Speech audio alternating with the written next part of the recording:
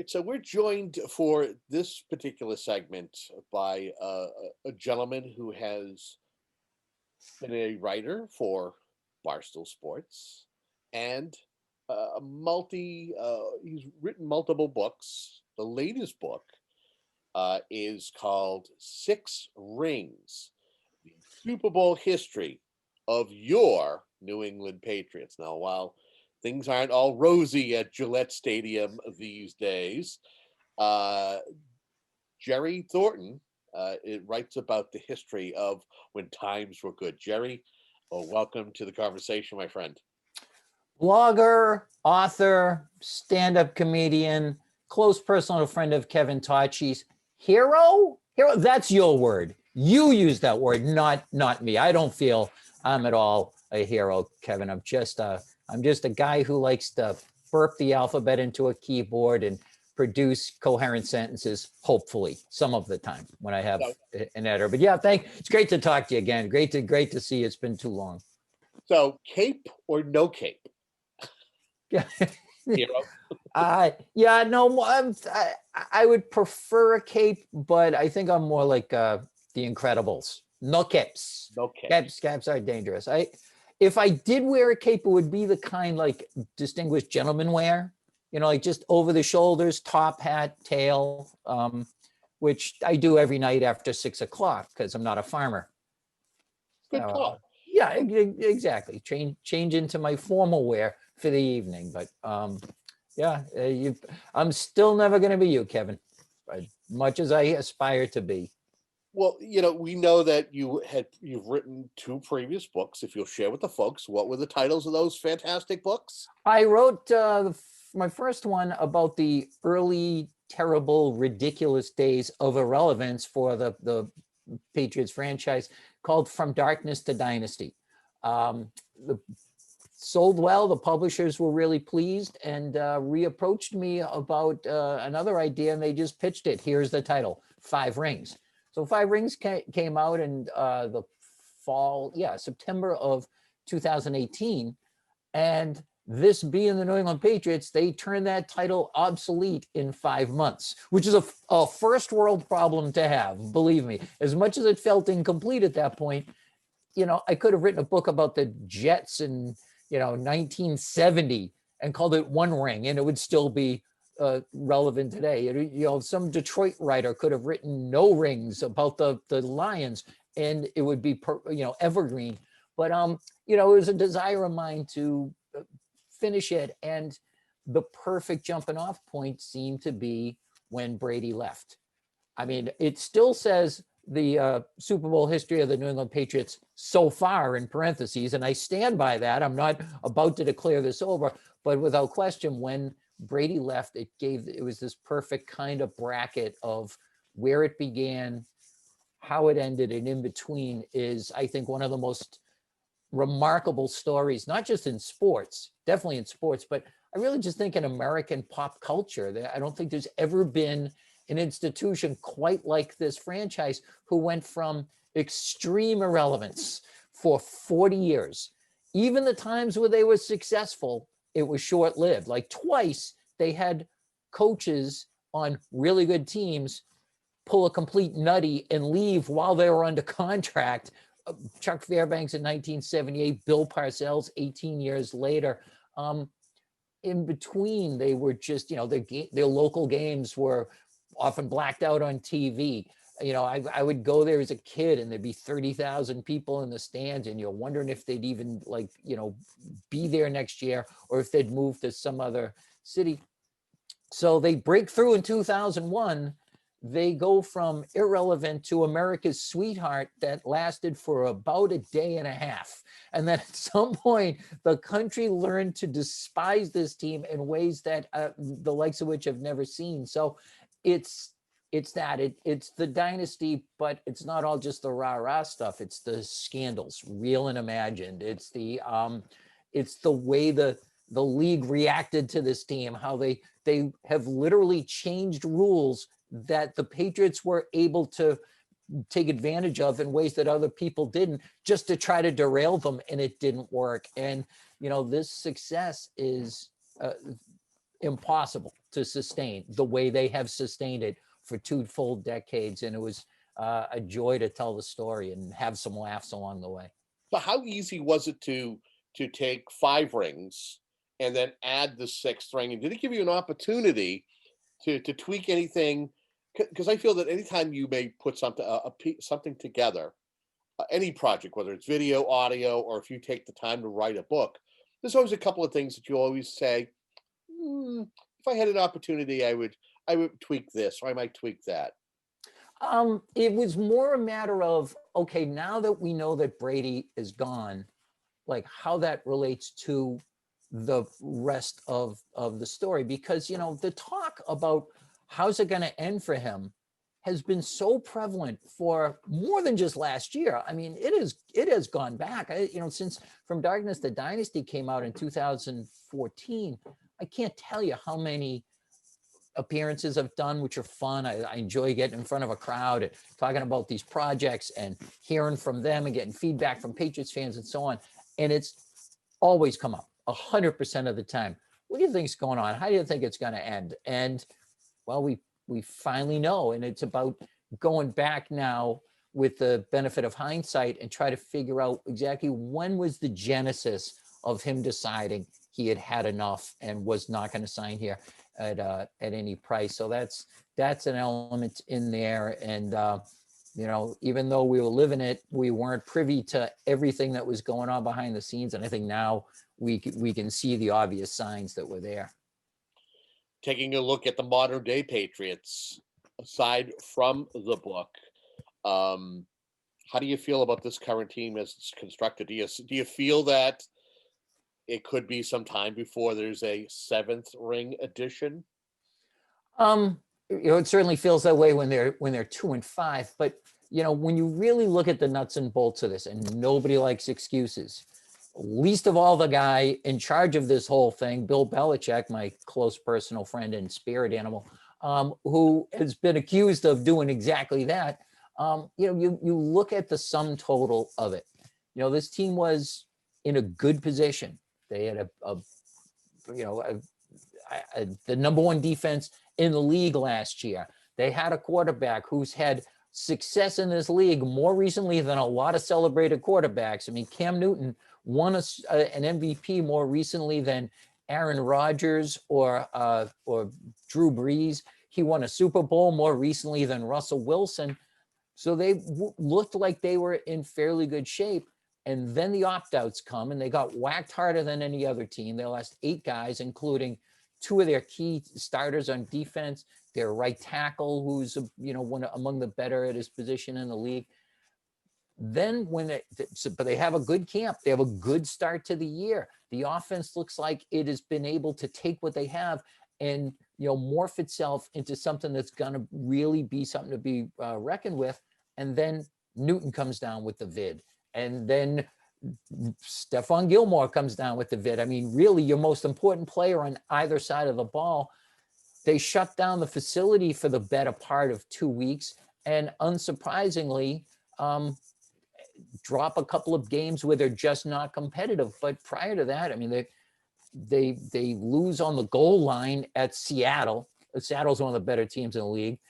Brian Hoyer has a couple of brain cramps in the red zone. Otherwise, we're looking at maybe a chance to steal a game at Kansas City. So you look at the sum total of it. Yeah, they had a couple of terrible games, and they've made uncharacteristic mistakes. Still, you're 2-5. I mean, I'm not saying that their record should be some other thing. You don't get credit for trying. But I think they're not in terrible shape. Their salary cap next year opens wide open. They're among the top teams in the league in terms of space, when a lot of teams are going to be cutting back. So if nothing else, I'm fascinated to see how this is all playing out, whether they can right the ship and what they're going to look like next year. I'm along for the ride. This losing is terrible. They haven't had single-digit win total since 2002. If you remember the last time they won fewer than 10 games, congratulations, you just voted for the first time. That's how insane the success has been. And I'm not saying that it's done. I refuse to. As you mentioned, besides you talking about the book, you also write for Barstool Sports. Um, how often are you writing about the Patriots and what's going on with the team itself, or is it other things that Barstool has you write? The Patriots are my primary focus, and I'm blessed to have that. I mean, my heart goes out to my coworkers that, you know, whose specialty, their passion, if you will, is was like college basketball, and that got shut down just before the tournament was about to begin.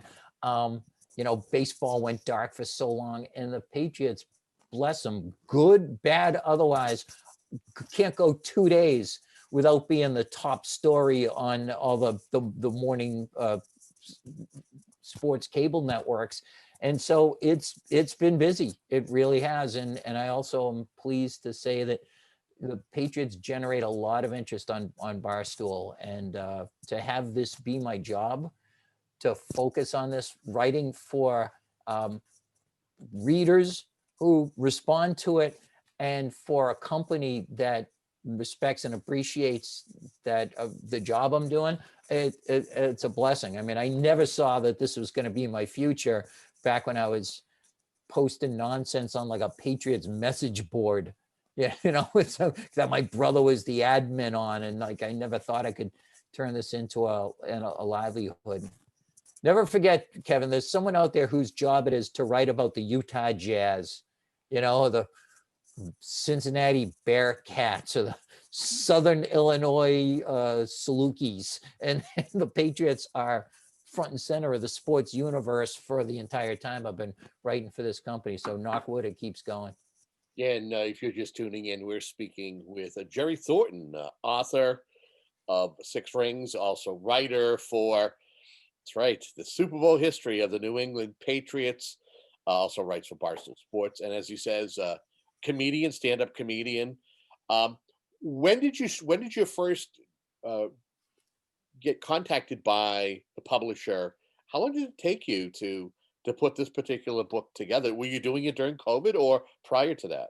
Yeah, I was COVID for sure. You know, the whole way it began with From Darkness to Dynasty was I heard from a literary agent in Manhattan, writer's house, and this guy just he's originally a Massachusetts guy, and asked if I'd ever be interested in writing a book, and I was like, yeah, I've always thought about that, and I said, I actually have this one that I've always wanted to read, and the universe has not been getting around to doing it. So maybe I'll be the one to write it. I told them the whole thing about the crazy stories of the Patriots from my youth.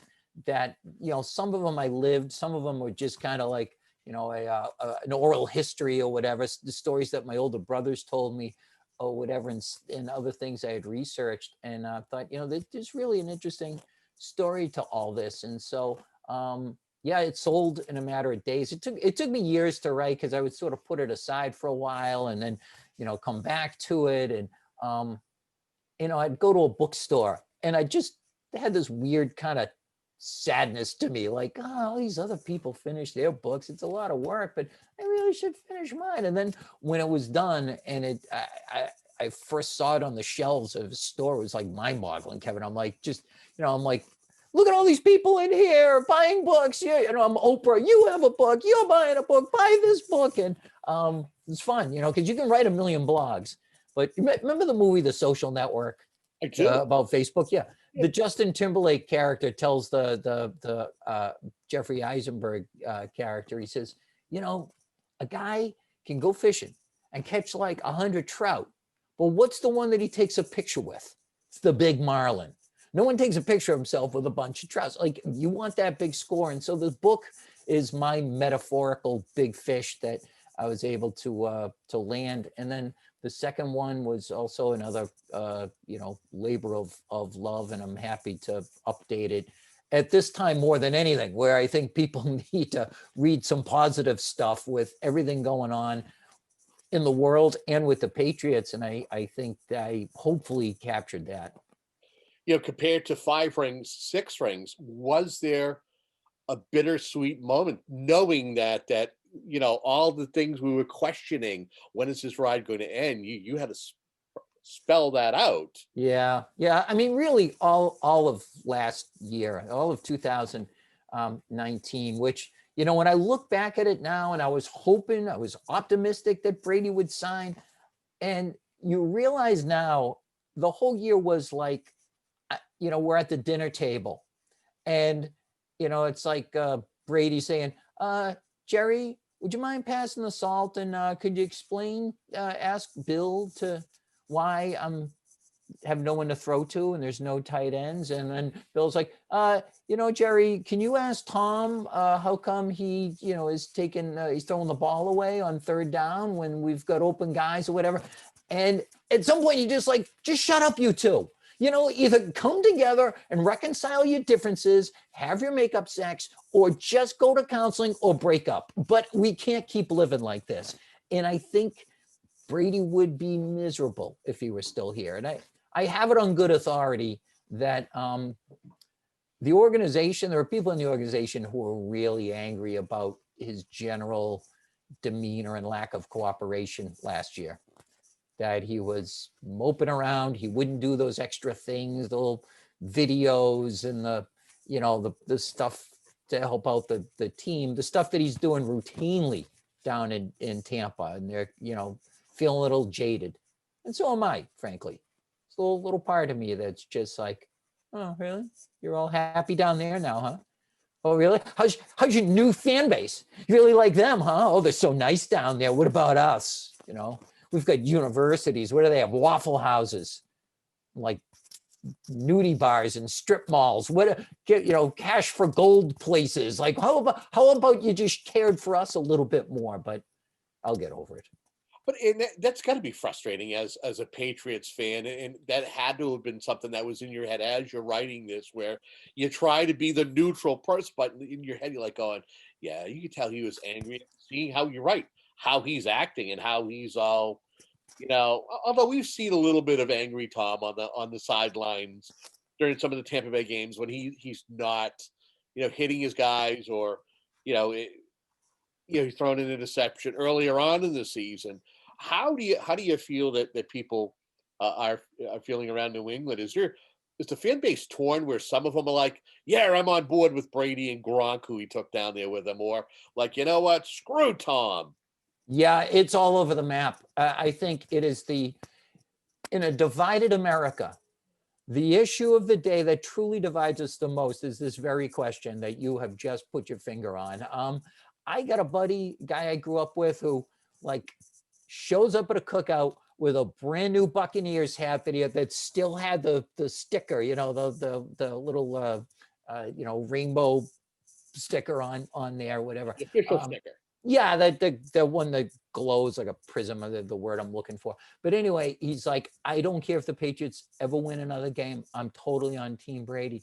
And my brother, my oldest brother, who was the first guy I knew to be on Team Brady back in 2001, did not want Bledsoe back under center. He was sold on this guy in a couple of games. He like has changed Brady's name to a first name that begins with the letter F. I think, you know, go with that. Like, he's just so embittered.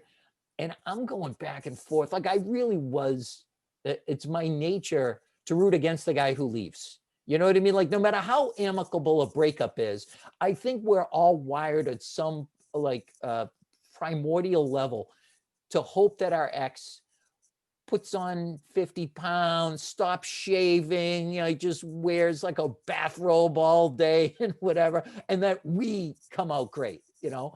And instead, Brady, it's, you know, Brady's Instagramming his workout videos, and he's at the beach with his new boyfriend, like holding his heart around the sun like that, living his best life. There's no question. He's over the moon happy. Even those times when he's slamming his helmet or whatever, that's the competitive nature in him. And it's really hard to watch that. He went to the franchise that has the worst winning percentage in the history of football, and with his mere presence and his arm has turned them into a winner overnight. And those mistakes that they were making early in the year, because I was saying they're the most undisciplined team in football, have started to go away. And now it's the Patriots that are making the unforgivable, like, blockhead mistakes. And it's it's hard to deal with. I'm trying not to hold it against Brady. I know eventually he'll come back and retire as a Patriot and it'll all be wonderful. But the way he's looking now, he's got lots of great football ahead of him, and they didn't keep him. Like he could be under center for this team right now if they had done things differently. It's a tough thing to swallow. It really is. I'm going to use a rock and roll analogy, and that is if anybody was a fan of Van Halen, Yeah. when Van Halen started out, their lead singer was David Lee Roth, and then the band split from David, and you had Sammy Hagar. It's the same thing I feel with Bill Belichick and Tom Brady. Which path do you go?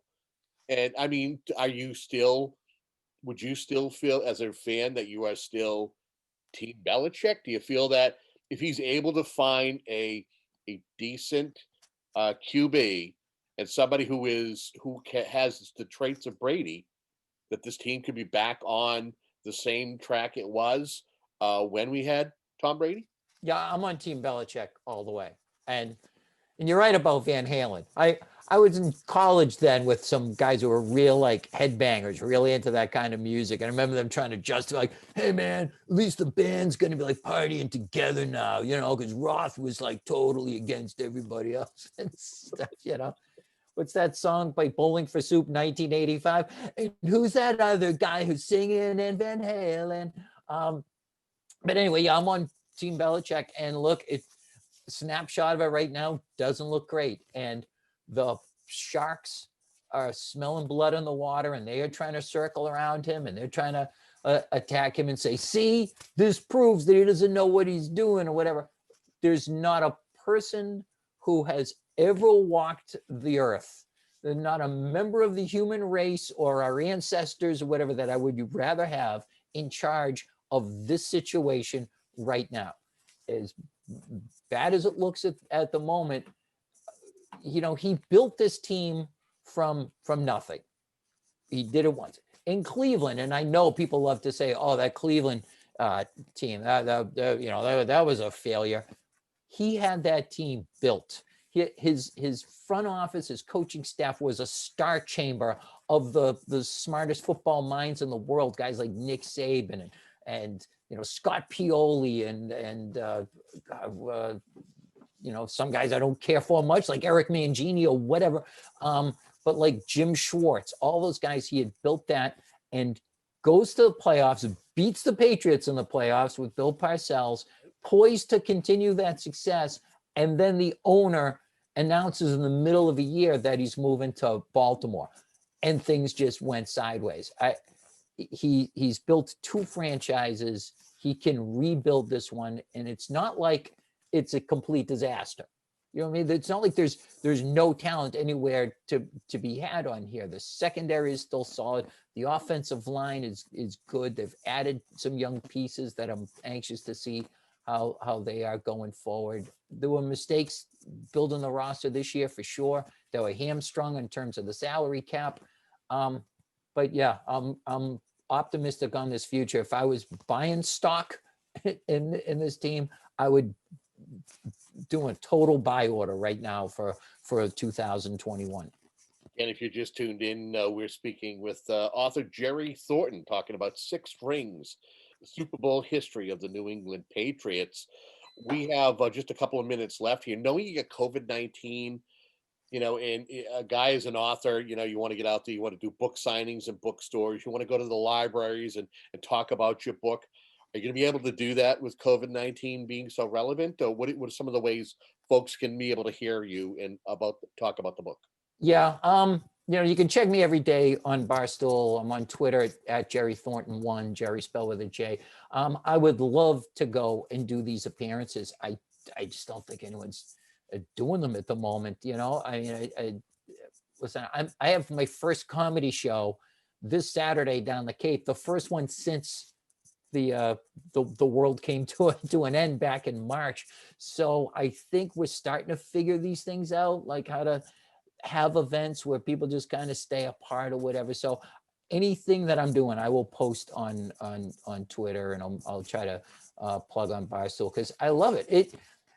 the whole thing about this team, Kevin, and the reaction that we were talking about to the rest of the country about this team and calling them cheaters and trying to discredit everything that they did, taking draft picks away, changing the rules, has had this effect of galvanizing Patriots fans.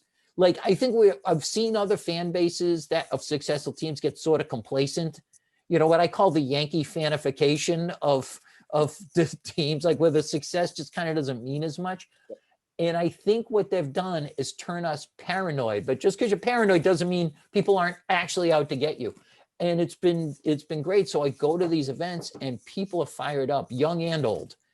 You know, a great story too. I went to one where this older gentleman wanted to ask a question, and he said he used to work for the NFL. He worked the sidelines at the old stadium, and I could tell he was legit because he was wearing like 90s clothes, like starter jacket, and with Patriots gear on it.